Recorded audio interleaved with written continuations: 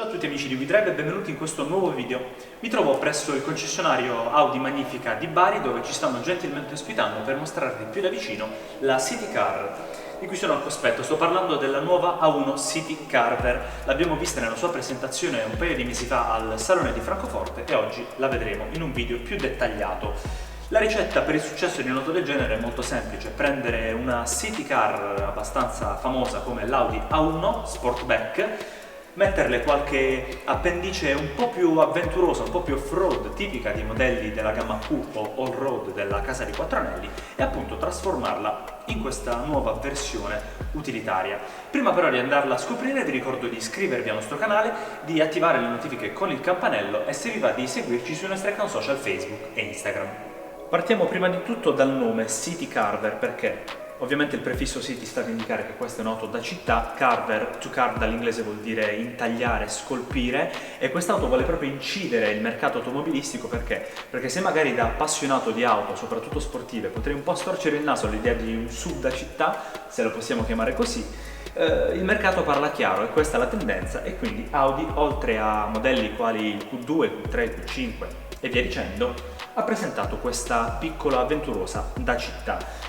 Dicono che ci siano dei richiami alla gloriosa Audi 4 degli anni 80, penso che siano però più che altro richiami estetici, perché quest'auto, devo dirlo, va sul mercato solo con la trazione anteriore. Ma prima di questi dettagli meccanici parliamo della sua estetica, partendo dal frontale, dove troviamo in comune con la A1 Sportback i gruppi ottici full LED con questa firma luminosa, se vogliamo tratteggiata, a forma di freccia, che porta l'attenzione verso la parte laterale. Ma ci sono degli importanti cambiamenti sempre sul muso, perché troviamo una griglia ottagonale che condivide con modelli SUV, se vogliamo, più prestigiosi, quali nella gamma, quali ad esempio l'Audi Q7 o il Q8, invece della griglia esagonale trovata sull'Audi A1 Sportback. Due feritoie, purtroppo piene, quindi non sono delle vere prese d'aria, ma sono ornamentali, invece delle tre presenti sulla A1 Sportback. E nella parte bassa ci sono elementi che richiamano un design e lo stile dell'alluminio satinato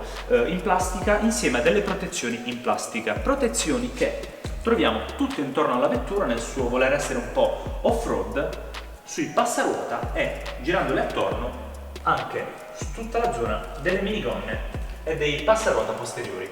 Già che ci troviamo nella vista laterale di questa A1 City Carver, ne approfitto per darvi un po' di numeri riguardo le sue dimensioni. Perché l'auto è cresciuta seppur di pochissimo. Per quanto riguarda la sua lunghezza, è cresciuta di un solo centimetro, arrivando a 4,04 metri. La larghezza è cresciuta di 2 cm grazie a queste protezioni antigraffio per magari sassolini, di 2 cm, appunto, arrivata a 1,76 m di larghezza. Ma il cambiamento principale nelle sue dimensioni riguarda l'altezza. L'auto risulta infatti più alta da terra di 5 cm, un'altezza data da un'escursione maggiore delle sospensioni di 35 mm e da una spalla maggiorata degli pneumatici di circa 1,5 cm. Tutto questo abbinato alla trazione anteriore ovviamente non è che permette di andare magari a fare delle scalate in montagna, però permette di viaggiare tranquilli in una gita fuori porta, magari in qualche stradina di campagna. Per quanto riguarda le proporzioni e il design generale dell'auto, a parte le protezioni in plastica scura, lo potete vedere con i vostri occhi, è una A1 a tutti gli effetti. Per quanto riguarda invece la vista posteriore, i cambiamenti, soprattutto estetici, li si trovano anche qui. Perché ovviamente c'è una fascia sempre in simile alluminio nella parte bassa, oltre a questi due dettagli nei bordi inferiori, sulla sinistra e sulla destra, con un design che sostituisce, se vogliamo, quella tendenza del mercato automobilistico moderno a portare degli scarichi finti, ma porta appunto delle forme molto originali che inglobano i sensori di parcheggio e che danno un'area un po' più avventurosa a questo modello. Ultimo, prima di andare a dare uno sguardo agli interni di questa A1 City Carver, diamo un'occhiata al bagagliaio, che con un doppio fondo ha una capacità di carico che parte da 335 litri e arriva fino a 1090 con i sedili posteriori abbattuti. Adesso però andiamo dentro. All'interno della nuova A1 City Carver troviamo un'area familiare. Perché? Perché gli interni non cambiano rispetto alla Sportback. Sportback l'anno scorso Bart in questo test drive qui in alto nelle schede ha provato e abbiamo avuto modo di apprezzarne innanzitutto il volante con vari pulsanti dedicati al controllo di media, di telefono e quant'altro. Volante perfettamente tondo dalle dimensioni abbastanza generose, dietro il quale, come nella Sportback, troviamo il famoso Virtual Cockpit by Audi, uno schermo totalmente digitale da 8,8 pollici, dedicato totalmente al guidatore con informazioni riguardo navigazione, riguardo tachimetro, contagiri e quant'altro, tutte le informazioni del trip. Al centro invece campeggia un solo schermo, e dico uno solo perché su auto di più alta gamma, quale ad esempio il Q8 o la 6, se ne trovano due di schermi, uno più in basso dedicato al controllo del clima. Qui se ne trova, se vogliamo, uno solo da 10,25 pollici dedicato all'infotainment, al sistema di infotelematica. Devo dire, vi anticipo prima di farvi vedere il video sul focus infotainment di quest'auto, che ha un touchscreen molto buono, dal feedback veramente buono e dai controlli abbastanza intuitivi. Per il resto l'interno è ben disegnato con queste superfici in plastica, devo dire plastica magari un po' dura, ma l'auto si fa perdonare con un design molto bello e particolare dei pannelli porta, con questa forma se vogliamo che ricorda una freccia, come anche gli esterni o anche il becco di un'aquila, che dir si voglia, ma in generale un interno veramente ben disegnato con la zona del passeggero dedicata alle bocchette del climatizzatore e i sedili molto ben sagomati. A proposito di sedili, ho posizionato, quello del guidatore nella mia posizione di guida. Ora perciò andrò a farvi vedere la posizione e l'abitabilità sul divanetto posteriore. Bene, devo dire che a livello di spazio per le gambe quest'auto è abbastanza sorprendente, perché le mie gambe non toccano nemmeno. Ho lasciato il sedile nella mia posizione di guida. Per darvi un contesto, sono alto un po' più di 1,80 m e sto seduto abbastanza comodo. Appunto, se proprio mi devo stendere, le gambe vanno proprio a sfiorare la sagomatura del sedile del guidatore, ma non ho assolutamente nessun tipo di problema, così come nessun tipo di problema da il tetto. Perché? Perché ho più di 5 cm di spazio sopra la mia testa, non tocco nemmeno sfiorando con i capelli, quindi va tutto a vantaggio dell'abitabilità.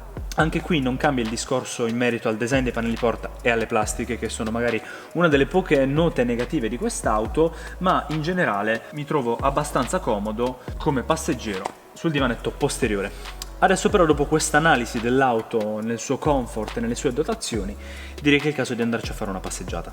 Ok, siamo alla guida di questa nuova Audi A1 City Carver. Faremo un breve test drive con un vero Audi expert come Alessandro di Audi Magnifica, che ci sta gentilmente accompagnando in una primissima prova di guida. L'anno scorso Bart ha provato questa A1, lui nella versione Sportback, e l'ha trovata un'auto comunque piuttosto confortevole per essere una city car. Questa, se vogliamo, lo è anche di più, per un semplice motivo.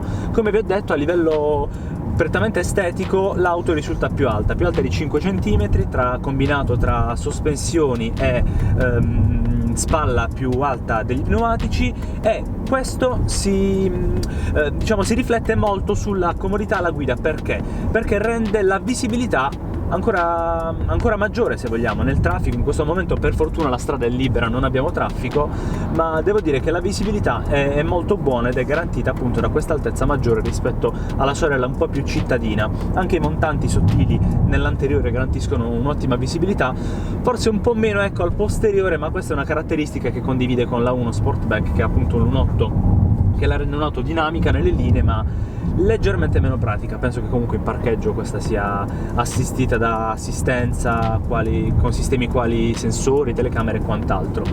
Il volante nella fase di walk around sembrava a livello estetico molto generoso nelle sue dimensioni, ma nell'utilizzo di guida è molto pratico e rende quest'auto simile a uno Sportback, quasi come se fosse un go-kart, perché lo sento piccolo, compatto, e anche le dimensioni dell'auto aiutano molto in questa sensazione di compattezza e dinamismo. La City Carver che sto guidando in questo momento, in particolare, è equipaggiata con il motore 30 TFSI, quello da il 1000 3 cilindri benzina da 115 cavalli. Devo dire, un motore che adesso proviamo un po' a spingere, ma penso sia dinamicamente pronto.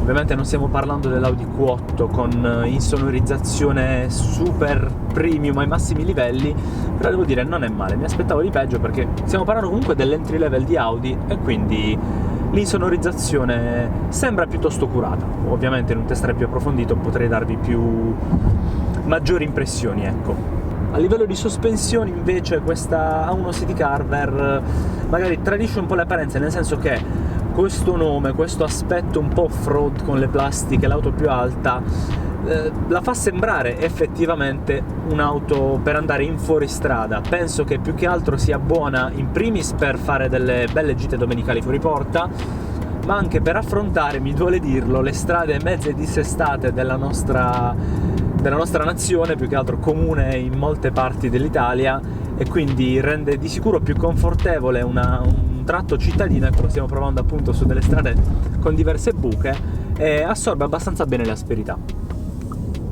Il volante lo sento abbastanza leggero, però non in senso negativo, nel senso che risulta comunque una sterzata molto molto precisa. È chiaro che stiamo parlando di un'auto con una stazza non importante e quindi a livello di manovrabilità il volante ci assiste e consente delle manovre molto molto leggere. Un'ulteriore caratteristica, tra l'altro, che questa City Carver condivide con la Sportback è il comfort interno dei sedili. Perché? Perché sono fatti con una bella conformazione che avvolge molto bene con i fianchetti laterali e quindi anche in delle curve magari un po' più spinte, un po' più decise, permette sempre di stare, ecco, ben piantati sul sedile per affrontare la guida. La compattezza dell'auto si trova anche all'interno, non è certamente un ambiente claustrofobico, ma anzi trovo tutto al suo posto. Davanti ai miei occhi c'è il Virtual Cockpit che, come detto, mi assiste con gli ADAS. Sulla destra ho subito, facilmente accessibile, magari non alla guida, lo schermo da 10,25 pollici, poi ci sono queste bocchette dell'aria condizionata che sono esteticamente molto molto gradevoli e soprattutto molto efficaci, ve lo posso confermare. Tutto quanto è veramente a stretto contatto con le mie braccia, con le mie mani, veramente tutto molto accessibile. La leva del cambio, ne approfitto, vi dico che quest'auto ha in dotazione in questo momento, quest'auto precisamente, un cambio manuale a 6 marce, ovviamente è disponibile un cambio automatico, e anche l'utilizzo di questo cambio manuale presenta degli innesti molto molto decisi.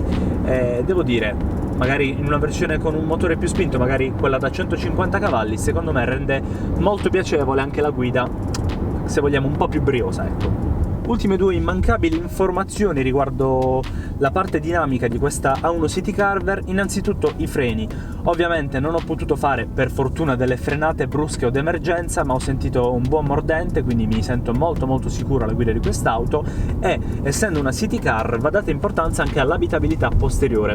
Vi ho mostrato il comfort nei sedili posteriori, ma in viaggio può essere tutt'altra cosa. In questo momento Peppe, che mi sta filmando gentilmente dai sedili posteriori, appunto penso che, gliel'ho chiesto poco fa, si trovi anche lui in un buon comfort, nonostante sia alto quanto me, più di 1,80 m, e nonostante anche Alex di Audi Magnifica, qui accanto a me, condivida con noi la stessa altezza. Quindi se vogliamo, chiaro, fare magari Bari-Francoforte in un Audi A1 in generale non è mai un'esperienza di prima classe, però per fare degli spostamenti anche quotidiani 4 persone viaggiano veramente comode. I prezzi per la 1 City Carver partono da 23.950 €. Penso che con questo breve video voi vi siete fatti un'idea su questo modello.